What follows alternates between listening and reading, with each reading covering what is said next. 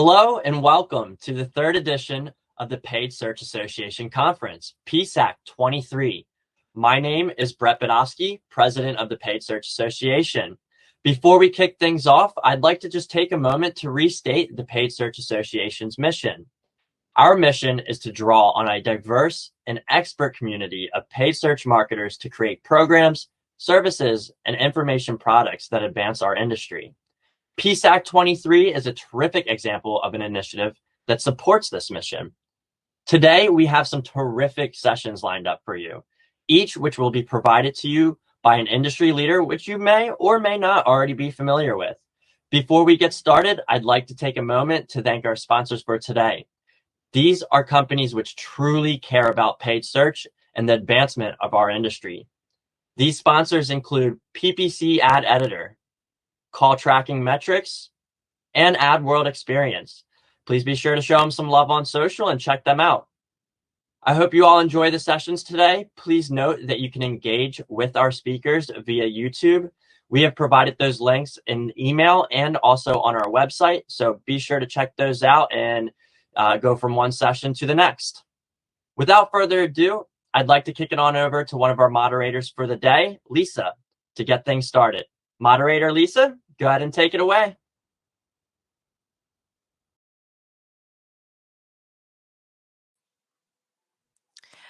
Hi, everybody. So Brett unfortunately could not be here, and we had to make a little bit of a change up. So instead of Lisa, you're getting me, Navah Hopkins. I am Vice President of the Paid Search Association and Brand Evangelist for Optimizer. Beyond thrilled to have you here. Again, big shout out to our sponsors. Thank you so much for supporting us, for supporting the PPC industry, and for fostering a community of doing well by doing good. As Brett mentioned, this is going to be a day full of learning. We've divided the day into segments. So this first one, analytics, is going to be a really good deep dive to empower you to really learn how to look at which metrics are still going to matter and which ones may not. We're next going to dive into strategy. So not just necessarily the technical chops that you need, but those ideas and the mental workflows that you can go through. We'll then have some powerful sessions by our amazing sponsors, PPC Editor and Call Tracking Metrics. So definitely stick through for those. We'll then dive into marketplace. So this is not necessarily shopping ads. This is actually everything beyond those generic shopping ads. So definitely for those of you that are e-commerce, consider coming for those. And then finally, as the Paid Search Association, we would be remiss if we didn't have a session dedicated to paid search. We'll then finish the day off with a free-for-all, which is going to have some sessions that are beyond paid. So kind of that combination of everything. Again, this is a day full of learning, full of grace. And I hope that each and every one of you can take away actionable insights as well as sound bites to empower your team to get on board. Now, in terms of mechanics, please make sure that you put any questions that you have into the chat. We will be responding to them either through YouTube or through StreamYard. You also can feel free to tweet any questions to PSA23. So definitely keep those questions coming. In addition, there are going to be two interactive sort of sessions. So the first that Momo, my little puppy, is very excited about is going to be a feedback session following the two analytics, including Brad Geddes and myself. And then later on in the day, we are so blessed to have Ginny Marvin, ad liaison for Google, who has already collected some really great questions, but if you have any, definitely feel free, shoot them on over. This is not about making anyone look good or bad. This is about giving you the answers to the questions that you need. Finally, Call Tracking Metrics very graciously has a really meaningful free item if you request a demo off of today. So you text SWAG to 410-267-4441. to get that free item. And if you want to schedule a demo with them, for 410-267-4441. So now, without any further ado, very, very happy to pass this on over to Lisa to get the day started.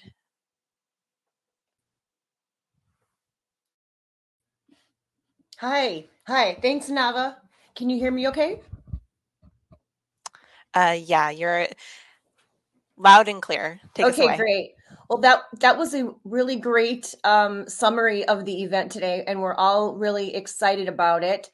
For this particular session, we're first going to have up Poppy Court. She is the paid media manager for Strategic IQ, and she's going to be talking about success with LinkedIn ads, which we all could really benefit from. So, Poppy, I'm going to let you talk more about yourself and kick things off. Perfect. Thank you very much. Yeah, I'm super excited to be here with you today. I'm going to be sharing some tips and tricks that you can take forward into the management of your LinkedIn activity. And more importantly, what metrics and data points do you need to look at when building that LinkedIn strategy for your clients? So without further ado, let me share my screen with you.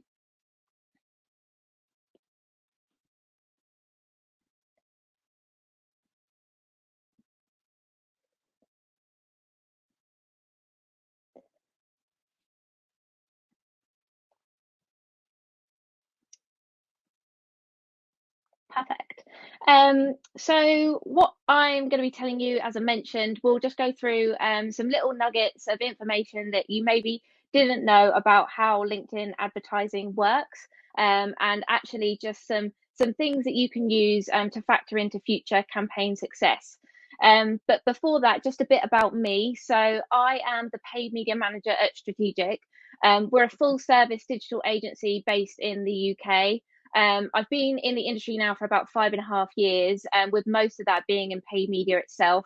I've got experience across a variety of platforms and sectors, most notably across luxury travel, media distribution, and B2Bs. I've worked with really small local clients, and I've also worked with some really big international clients as well. These are just a few of the examples that I've worked with. So I've worked with all different scales of budgets and business requirements. So yeah, hopefully a lot of my insight will be important and you can use today. So before we go into the deep dive of the tips and tricks, I just want to give an overview of LinkedIn itself, and to give you an understanding as to why it's kind of solidified itself as the B2B channel of choice. So LinkedIn is home to 800 million users worldwide. And of that user base, 57 million companies are also on the platform. 65 million users on the platform are considered to be key decision makers, which makes up for around 8% of the total user base. And of that, 55% have recently admitted to using LinkedIn as a way of vetting organizations they're thinking of reaching out to or are currently speaking to. So it's an incredibly powerful platform in how you interact with potential customers. However, there are two drawbacks of LinkedIn and two reasons why I think it's not always as good as it sounds for B2Bs. So the first one is it's incredibly expensive. For smaller businesses, this is really, really problematic. So I've seen cost per clicks range from £3 to £50, which is just crazy when you think about how some of these smaller businesses can't necessarily compete with the big brands that have got the big budgets to push. And the second one is the platform is incredibly clunky. I particularly have found little nuances that aren't quite right, or kind of you have to find little workarounds to get the most out of the platform. But once you know how to navigate it and how to perceive it and use it, it can be really powerful for that B2B marketing. So I'm going to split today's session into 4 main segments. So first of all, we'll go into insights. So some things you need to think about when kind of thinking about your LinkedIn strategy, what ideas and how you can pull those all together. We'll then go into the strategy. So what is the one thing we're going to hold ourselves accountable to, and how is that going to fuel the marketing of our client? Then we'll go on to management. So once we've got everything set up, what data points do we need to look at, and how can we demonstrate the worth of our activity, and how is it fueling that business growth? And then reporting. So just a few things to kind of keep your client informed about, again, what should we be looking at and what should we be reporting on going forwards. So the first one and the most fundamental one is to understand the business. I have so many times in the past come across people going, I want a LinkedIn set up, we need it up now. And I'm like, let's just take a step back. Let's understand what your business is. Again, what do they do? How do they sell it? Who's buying their products and services? What sort of clientele are they currently working with? Why would someone be a customer? So what's the USP that makes them different from their competitors? And when would someone use a product? Is it a one-off purchase that they make, or does it work more in a retainer model where there's repeat business coming through? Business goals. So from here, you can then have a conversation with your client on what they're looking to achieve. So most businesses will have a revenue target that they need to hit within, let's say, a 12-month period. But a lot of clients will also look and their business goal will be maybe based around funding. They might be a startup and they're looking for funding sources in order to fuel the growth of their company. Or they might be looking for business acquisition. So do they need to increase visibility of their services in order to be acquired by another business in the future? And at this point, you can also start to get a feel for how much they're willing to invest, because this will ultimately drive what you're able to do and what you're not able to do within your marketing. From your business goals, you can then drill down into the marketing goals. So what marketing goals are you going to put in place in order to fuel your revenue goal? So this might be increased customer retention. So they might have loads of users on their current customer base, but they just need to get those customers spending more. Is it to increase brand awareness? So again, for startups, they need to increase the brand presence and grow that initial customer base. Or it might be things like average dwell time. If their client is very customer or very content orientated, they might be looking for ways to increase the usership of their current site. What you can do from here is distill a really nice one-liner that everyone in your team can work towards. So this is one that I've just put together. So client X is looking to grow their current customer base by 20% within the next 12 months in order to generate an additional £300,000 in revenue. Now, what's really nice about this statement is that we know what the marketing objective is here. So we need to grow their customer base. And we need to do that in order to hit an additional £300,000 in revenue. But what's also nice about this is that we know how much we need to grow that customer base by, and we're given a time period as well. So again, that just gives us an insight as to how aggressive we need to be with our marketing in order to hit that business objective. From here, we can start to get more into the tactics and the factors of our marketing. So first of all, I always start with personas. So who are we going to target? Who's our ideal customer? What are their job titles? What companies do they work for? How many years experience or how senior are they? Are we talking to the main decision maker, or are we talking to others in the company that may be able to influence that decision or purchase decision? And again, education can be a really nice one as well. So again, that all falls back to how many years experience they've got within the business. But just because we're marketing, we're doing B2B marketing, we shouldn't ignore things that we consider within B2C marketing. At the end of the day, we're still targeting human beings that still want to be spoken about on a personal level. So look at their personality traits. How do they interact with information? Do they prefer bullet pointed information, or do they prefer lots of content they can dissolve in their own time? How do they communicate with others? Do they prefer one-to-one interaction on a kind of personal basis, or do they prefer networking in online communities? And what will resonate with them? So again, thinking about the content, do they prefer video content, or do they prefer lengthy white papers that they can draw information and insights from? Audience behavior, so understanding more about their online behavior. So obviously we can use social channels to do this. So where are they spending their time on social media? But think wider than that. Think website usage. Are there certain news sites that they're viewing? Publications, this can be either print or digital, that they're continually consuming. And first-hand feedback at this stage is really powerful. So this is an example of a poll that I actually put out on my own LinkedIn for this exact presentation. So I wanted to get a feel for what people actually use the LinkedIn for. And it's just a nice way of creating that connection with your current follower base, understanding a bit more about their user traits, and again, just creating that communication that can be really beneficial in future sales. Secondary research as well, so things like Google Scholar. Again, we don't have to be experts in all of these spaces we're marketing, but just having that really good understanding as to how the kind of company operates, what industry do they work in, what the history is behind it, can make us feel so much more confident when it comes to talking about it within our marketing. Next one up is the LinkedIn Insights tag. So this is a really useful feature of LinkedIn. So if you never run any LinkedIn activity, you can still make use of this insight tag. So this works by simply uploading it to your website.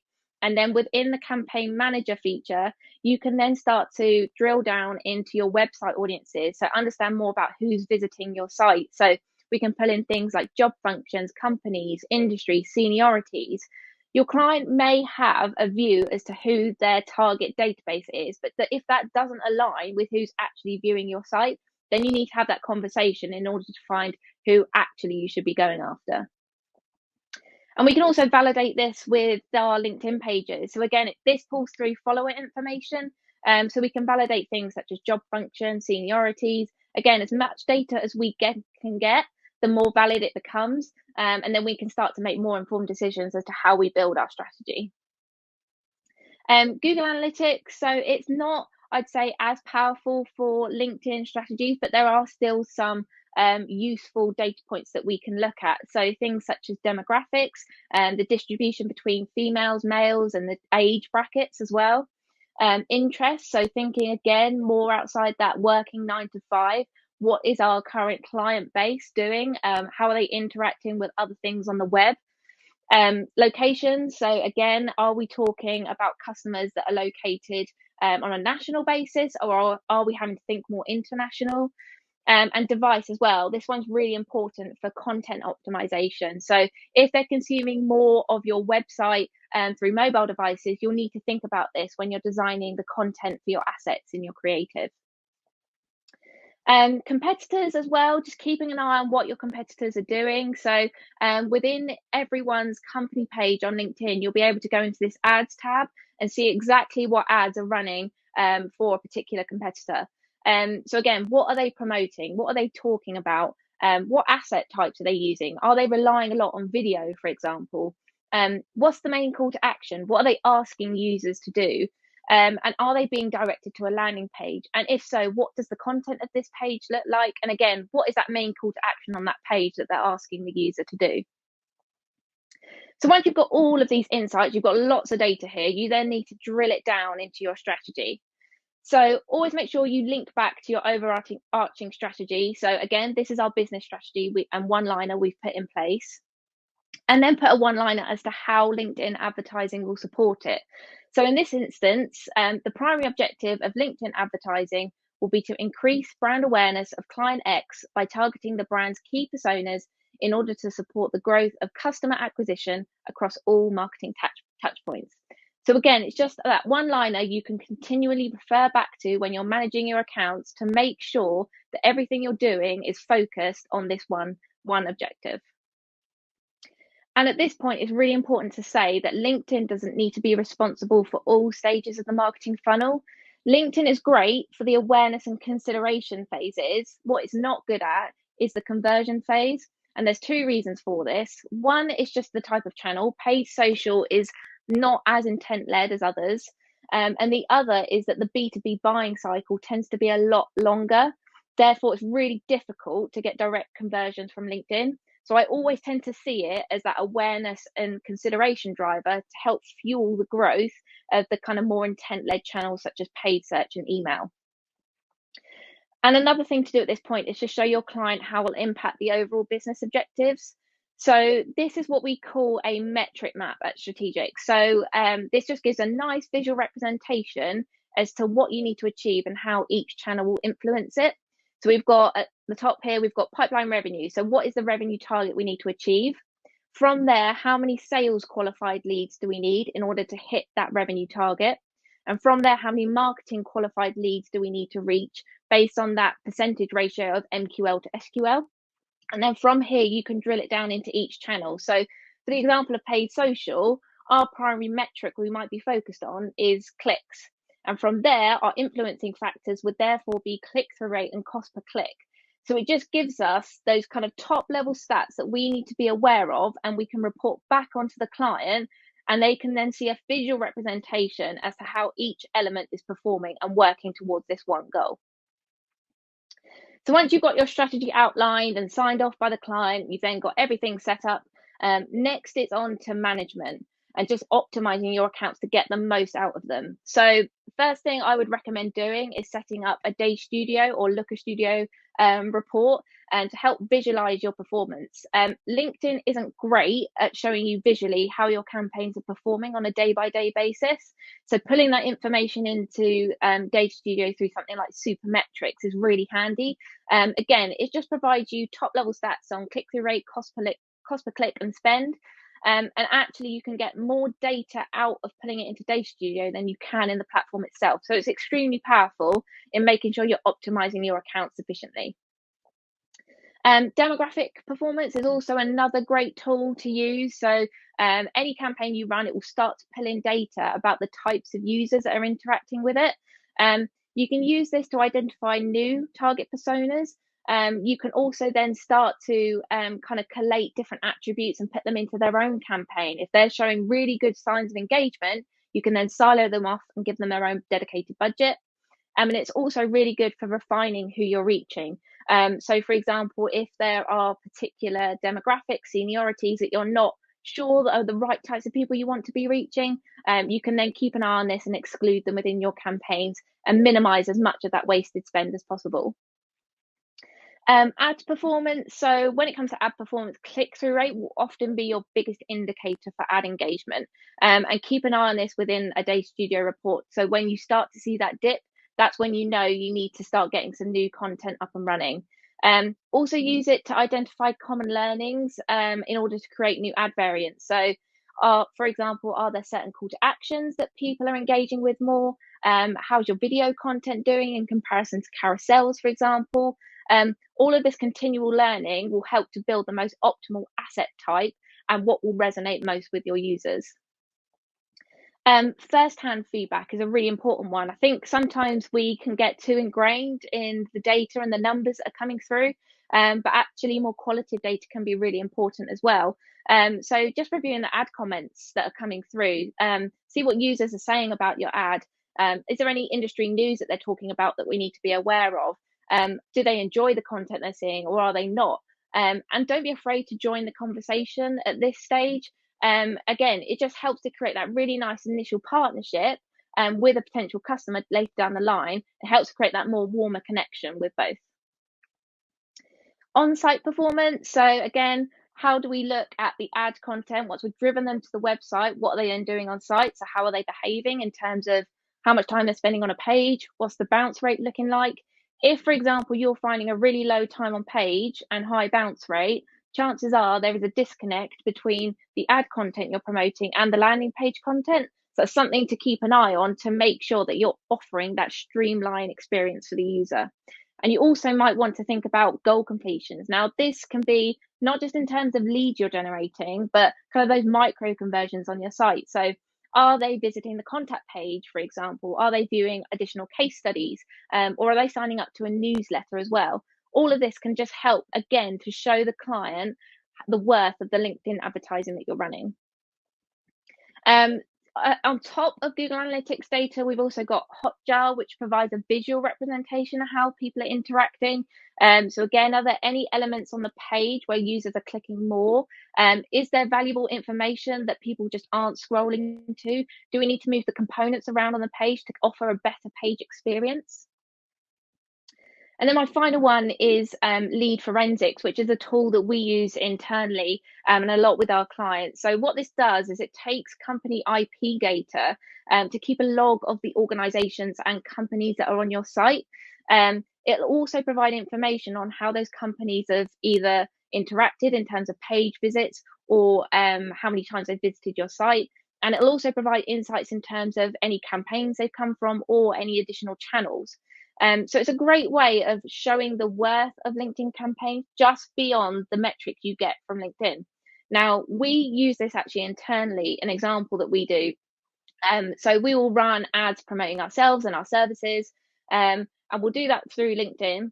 We'll then marry up the data that we're seeing in our demographics report in terms of which companies are viewing the information more, who's clicking through on our site. We'll then marry that data with lead forensics data, so we can start to see if those organizations, they might not be visiting the site from LinkedIn, but they may be coming back at a later date. And once we have those data points married up, we then give that information to our sales team and say, actually, we feel as though these companies are really engaged with us right now. They might not be ready to convert, but it might be worthwhile reaching out to them to see if you can create that initial relationship with them. So again, it's just a great sales tool to have. And at this point, it's really important to keep in touch with your sales team, because they'll be able to give you customer feedback in real time that you then may be able to use within your ad creative. And then finally, reporting, just a few bits to think about when you're speaking this through with your clients. So weekly updates, so just a top level performance on week comparisons, and how are we tracking against the targets? What have we done in the past week, and how has this influenced performance? And what are we going to be doing next week in order to push those performance levels higher? Monthly updates, so again, are we achieving what we said we would within the initial strategy in terms of that one metric? And if not, why? And if we're not doing that, what are we going to do next to be able to, in order to hit that? And then also think and have a more organic conversation with your client about the overall business performance. So how are their revenue levels going? Are they on target with their forecast that they put in place? Just having that organic conversation can be really beneficial as to how you optimize your accounts.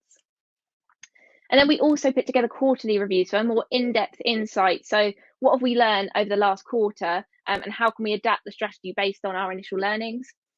Performance against targets. So again, did we set out to achieve what we said we would? And if not, why? Also thinking about wider market insights, so external influences that may have impacted performance. Things like the economy could be really detrimental to a client or could have really positive results for a client. So it's really important to be aware of these external influences. And again, just being open and honest, talk to your client. Their business priorities might have changed in the last quarter. They might want to increase revenue by 60%, for example. And if so, it's really important you remain agile so that you can work towards that. So in summary, just a few takeaways for you. So the first one, understand your client. Who are they and what are they trying to achieve? Know your competitors. What are they doing? Keep on top of it. And how can you incorporate certain tactics and learn from them with your own marketing? Targets, keep your business and marketing targets front and center, and make sure you work towards these on a weekly basis. Blend data sources, so don't just rely on LinkedIn insights. Look for things outside of that to help show the worth of your activity. And get close to your sales team. The more you can learn from customers that are currently speaking to you, the more power you will have within your additional marketing and help to fuel that growth. That was everything from me. I hope I've given you a few takeaways that you can take into your own activity. If you have any questions, then do please feel free to either email me or connect with me on LinkedIn. I'd be more than happy to answer them. Thank you very much for having me today, and I hope you enjoy the rest of today's speakers.